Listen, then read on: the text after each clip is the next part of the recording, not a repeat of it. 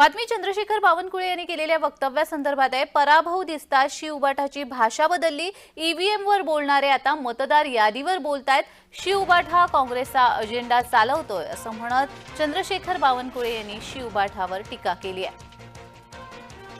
भाजप प्रदेशाध्यक्ष चंद्रशेखर बावनकुळे यांनी महाविकास आघाडीवरती निशाणा साधलेला आहे।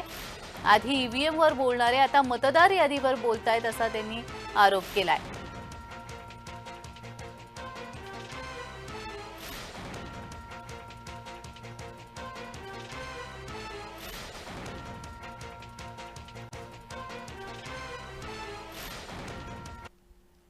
ते चंद्रशेखर बावनकुळे यांनी काय ट्विट केलंय पाहूयात।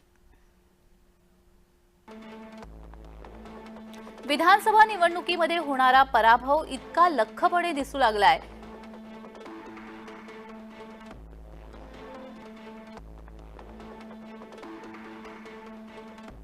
की एरवी ईव्हीएम वर बोलणारे आता मतदार यादीवर बोलू लागलेत। काँग्रेसच्या मांडीवर बसल्यापासून शिवबाठा नेते स्वतःच सोडून काँग्रेसचाच अजेंडा राबवतायत। प्रशासनाच्या जागरूकतेने मतदार वाढल्यामुळे अंगाचा तिळपापड झालेला दिसतोय।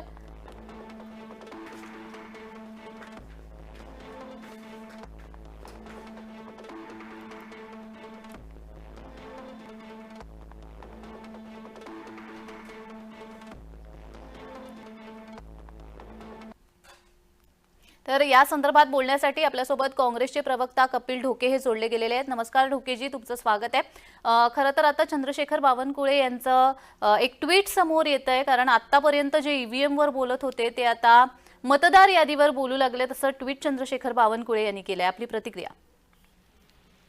मुळात चंद्रशेखर बावनकुळे यांना मनोरुग्णालयात भरती करण्याची आता वेळ आलेली आहे। कारण चंद्रशेखर बावनकुळे आणि फडणवीसांमधला जो संघर्ष भारतीय जनता पार्टीत सुरू आहे त्या संघर्षाला कंटाळून बावनकुळे असे वेडेवाकडे ट्विट करत असतात। मुळात मतदार यादीवरचे आरोप करत असताना काँग्रेस नेत्यांनी ज्या पद्धतीने केले, पुराव्यासहित केले, अनेक मतदारसंघामध्ये ज्या भागात महाविकास आघाडीला लोकसभेच्या निवडणुकीत लीड मिळाला त्या भागातली मतं फॉर्म नंबर 7च्या माध्यमातून कमी करण्याचा प्रयत्न भारतीय जनता पार्टीच्या आणि त्यांच्या संबंधित यंत्रणेने केलेला आहे। हे सगळ्यात आधी बावनकुळेंनी लक्षात घेतलं पाहिजे। दुसरी गोष्ट, बावनकुळे स्वतःच्या पक्षात इतके अस्वस्थ आहेत, म्हणजे गडकरी आणि फडणवीस या वादात बावनकुळे स्वतःला काही सांभाळू शकत नाही। इकडून तिकडून त्यांना मागच्या वेळी स्वतःचं तिकीट न मिळवू शकणारे बावनकुळे एमएलसीच्या भरोशावर जर महाविकास आघाडीवरती बोलत असतील तर हा त्यांचा सगळ्यात मोठा एक चुकीचा प्रयत्न आहे। दुसरी गोष्ट, त्यांनी शिवसेना आणि काँग्रेस संदर्भात एक वक्तव्य केलं, बाळासाहेब ठाकरेंसंदर्भात एक वक्तव्य केलं। याच बावनकुळेंनी शिवसेनेचा काँग्रेसचा इतिहास वाचला पाहिजे।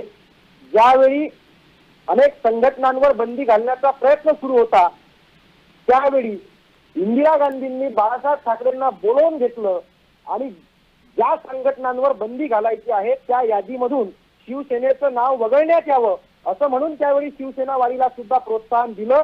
हे नातं महाविकास आघाडीचं जुनं आहे। काँग्रेस आणि शिवसेनेच्या वादात बावनकुळेंनी पडू नये। त्यांच्या पक्षातली जे काही त्यांची घालमेल होते आहे ती त्यांनी त्यांच्या स्तरावर सांभाळावी।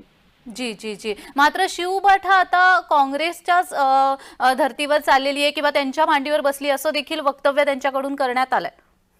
मुळात काँग्रेस, शिवसेना आणि शरद पवार साहेबांची राष्ट्रवादी ज्या पद्धतीनं महाराष्ट्रामध्ये कमबॅक करते आहे, ज्या पद्धतीनं महाराष्ट्रात वाढते आहे, हे त्यांच्या अस्वस्थतेचं कारण आहे। म्हणजे शिवसेना, काँग्रेस, राष्ट्रवादी यांचं फार चांगल्या पद्धतीनं जमते आहे आणि हे नातं जुनं आहे। मी पुन्हा सांगितलं की इंदिरा गांधींनी सुद्धा बाळासाहेब ठाकरेंना मदत केली होती। आज तीच मदत उद्धव ठाकरेंना राहुल गांधी करतायत। भारतीय जनता पार्टी सारखा विश्वासघात भारतीय जनता पार्टीने शिवसेनेचा जो काही विश्वासघात केला त्यामुळे उद्धव साहेब ठाकरे बाजूला झाले आणि ज्यांनी त्यांना फसवलं त्यांनी आता आमच्या चांगल्या सौहार्दाच्या मैत्रीवरती बोलणं हे काही फार योग्य नाही, हे बावनकुळेंनी लक्षात घेतलं पाहिजे। जी जी जी बाळासाहेब ठाकरे यांच्या संदर्भात देखील त्यांनी काँग्रेसला धरून वक्तव्य केलेलं आहे। या संदर्भात काय सांगाल? मी पुन्हा एकदा सांगतो की बाळासाहेब ठाकरेंनी तत्कालीन राजकीय परिस्थितीला अनुसरून काँग्रेसवरती टीका केली असेल, परंतु हे नातं जुनं आहे। बाळासाहेब ठाकरेंच्या शिवसेनेवर बंदी न घालून त्यावेळी इंदिरा गांधींनी स्वतः ते नाव हटवून त्यांना मदत केलेली आहे. जी जी मी जी पुन्हा सांगतो की आज तशीच जी मदत जी राहुल गांधी कपिलजी, मी एका मिनिटासाठी तुम्हाला थांबवते. भाजपा प्रवक्ता गणेश हाके हे देखील आपल्यासोबत जोडले गेलेले आहेत. हाकेजी, तुमचं स्वागत आहे जय महाराष्ट्रमध्ये. आणि नुकतंच चंद्रशेखर बावनकुळे यांनी जे ट्विट केलेलं आहे ते समोर येत आहे आणि याला धरून त्यांनी शिवबाठाला धरून हे वक्तव्य केलेलं आहे. काँग्रेसच्याच धर्तीवरती किंवा काँग्रेसचाच अजेंडा शिवबाठा चालवत आहे असं अशा पद्धतीचं ट्विट चंद्रशेखर बावनकुळे यांच्याकडून करण्यात आलेलं आहे. आपली प्रतिक्रिया? नाही, अगदी आमच्या बावनकुळे साहेबांनी, प्रदेश अध्यक्षांनी जी काही प्रतिक्रिया दिलेली आहे ती अत्यंत सुसंगत आणि योग्य अशा सोबत पद्धतीची प्रतिक्रिया आहे.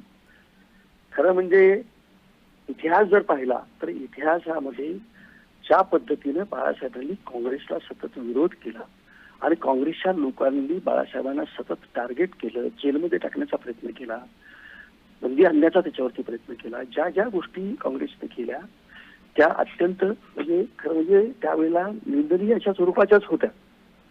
आणि आज दुर्दैवानं ज्या पद्धतीनं सत्तेसाठी लाचार होऊन काँग्रेस बरोबर जाऊन म्हणजे विचारांना तिलांजली देऊन विश्वासघात करून उबाटानं जे काही केलेलं आहे ना, मला असं वाटतं की त्याच्याबद्दल बोलणं इतकं म्हणजे त्याला किती बोलावं इतकं कमी आहे, अशी स्थिती या उबाटाची सध्या आहे. आणि म्हणून माननीय बावनकुळे साहेबांनी केलेलं विधान हे अत्यंत योग्य अशा स्वरूपाचं विधान आहे. फक्त त्यांनी त्याच्यापेक्षाही अत्यंत तीव्र भाषेमध्ये म्हणजे उबाटाचा निषेध करायला पाहिजे. जी जी गणेशजी, आपल्यासोबत काँग्रेसचे प्रवक्ता कपिलजी देखील जोडले गेले आहेत. कपिलजी, आत्ता गणेशजी जे म्हणतायत की त्यानुसार चंद्रशेखर बावनकुळे यांनी सुसंगत असं विधान केलेलं आहे असं त्यांचं म्हणणं आहे, आपण याला काय उत्तर द्या?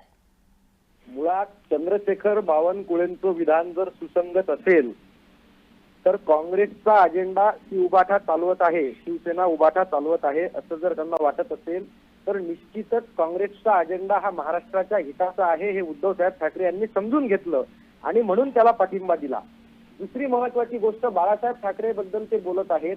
अहो, ज्या बाळासाहेब ठाकरेच्या भरोशावरती, ज्या शिवसेनेच्या भरोशावरती भारतीय जनता पार्टीला या महाराष्ट्रात काळं कुत्र सुद्धा ओळखत नसताना शिवसेनेच्या भरोशावरती महाराष्ट्राची सत्ता मिळवण्याचा प्रयत्न केला, महाराष्ट्रात सत्तेमध्ये आले आणि त्याच बाळासाहेब ठाकरेंचे पुत्र असलेल्या उद्धव ठाकरे साहेबांना ज्यावेळी मुख्यमंत्री पदाचा दिलेला शब्द सुद्धा भारतीय जनता पार्टी पाळू शकली नाही, त्यांना फसवण्याचं पाप या महाराष्ट्रामध्ये भारतीय जनता पार्टीनं केलं.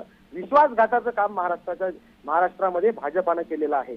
मग त्या परिस्थितीनंतर जर बाळासाहेब ठाकरेंच्या विचारांना, महाराष्ट्राच्या विचारांना बळ देण्याचं काम शरद पवार साहेब आणि काँग्रेस पक्षानं केलं असेल, म्हणून महाविकास आघाडी निर्माण झाली. आणि आता जो काही महाविकास आघाडीचा वाढता आलेख आहे तो पाहून या भाजपच्या सगळ्या लोकांमध्ये प्रचंड अस्वस्थता आहे. त्यांनी नको ते प्रयत्न या महाराष्ट्रामध्ये केले, पक्ष फोडले, घरं फोडलीत, तरी सुद्धा लोकसभेच्या निवडणुकीत लोकांनी त्यांना त्यांची जागा दाखवली आणि विधानसभेत सुद्धा लोक आता जागा दाखवण्याच्या मार्गावरती आहेत. हे पाहून ते प्रचंड अस्वस्थ आहेत. म्हणून काँग्रेस आणि शिवसेनेच्या मैत्रीवरती टीका करण्याचा खटाटोप हा बावनकुळेंनी केलेला आहे. जी गणेशजी, आपलं उत्तर, कारण एकंदरच उद्धव ठाकरे यांना मुख्यमंत्री पदाचा जो शब्द दिला होता त्यावेळी सुद्धा भाजपाने विश्वासघात केल्याचं कपिलजी म्हणतायत, आपलं उत्तर? जे कपिलजी म्हणाले ना की त्यांचा हात धरून किंवा आम्हाला कोणी कुत्र विचारत नव्हतं, मला कपिलजीला आठवण करून द्यायची साहेब की जनसंघापासून भारतीय जनता पार्टीचा अजेंडा, हिंदुत्वाचा अजेंडा पुढे घेत भारतीय जनता पार्टी पुढे आलेली आहे.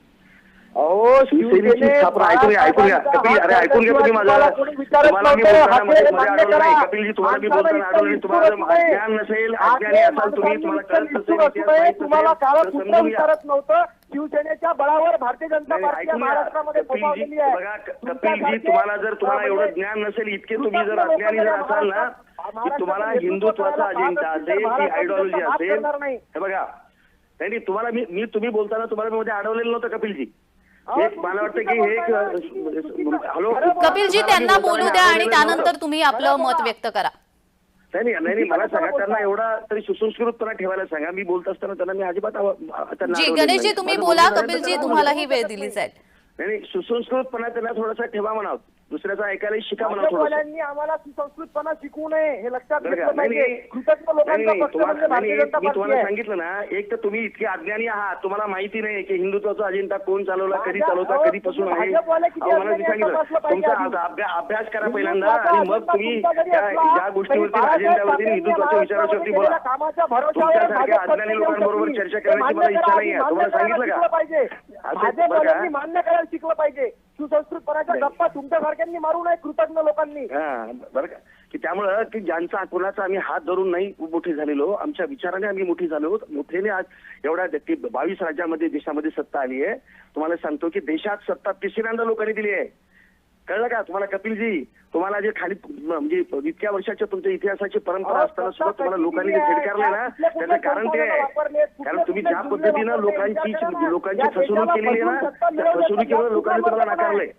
या देशातल्या लोकांची दिशाभूल करून सत्ता मिळवली हे का विसरलात? नाही, तुम्हाला ते लोकसभेमध्ये तुम्ही जी दिशाभूल केली ना, लोकसभेमध्ये तुम्ही जी दिशाभूल केली ना, त्याच्यामुळे तुम्हाला काय झालं, तुम्हाला थोडंसं म्हणजे काय भोकेबागीच्या भाषेत तुम्ही आता फार म्हणजे तुम्हाला हात तुमच्या गगनाला पोहोचण्यासारखे वाटायला लागलेत. पण विधानसभा आहे, विधानसभेमध्ये बघा तुम्हाला कशी धूळ चालतात हे महाराष्ट्रातील जनता. एका महिन्यानंतर खोटे प्रचार करून निगेटिव्ह हे पसरवून तुम्ही जे ज्या पद्धतीचं तुम्ही केलंय ना, ते लोकांना कळेल. विरोधी पक्षात सुद्धा बसायची भारतीय जनता पार्टीची लायकी राहणार नाही एका महिन्यानंतर. लिहून घ्या. ठीक आता करू ना, कोणाची त्यामुळे लायकी आहे तुमचे बावनकुळे ते देशातल्या लोक जनतेनं लायकी करतात. दाखवून दिलेली आहे तुमची. आता त्यामुळे तुमच्या भविष्याचं तुमच्या भविष्य काय ते सांगू नका नको ते ट्विट तुम्ही. करतात. देशातल्या लोकांनी लायकी दाखवून दिली आहे. पाहिलं पाहिजे. एकनाथ शिंदेना सांभाळलं पाहिजे. अजित पवारांना कशाला उभाटा आणि काँग्रेसच्या भांडणात पडायला सांगता? सांगा ना काहीतरी बावनकुळेंना. मला कशाला सुसंस्कृतपणा शिकवता? त्यांना शिकवा की साहेब जागा वाटपाची वेळ आहे, आपण आपल्या पक्षाकडे लक्ष दिलं पाहिजे. कशाला आपण उभाटा आणि काँग्रेसच्या भांडणात लक्ष देत आहे? बावनकुळेंना सांगायची हिंमत नाही का तुमच्यात? जी कपिलजी धन्यवाद. आपली वेळ इथे संपलेली आहे. गणेशजी आपल्यालाही धन्यवाद.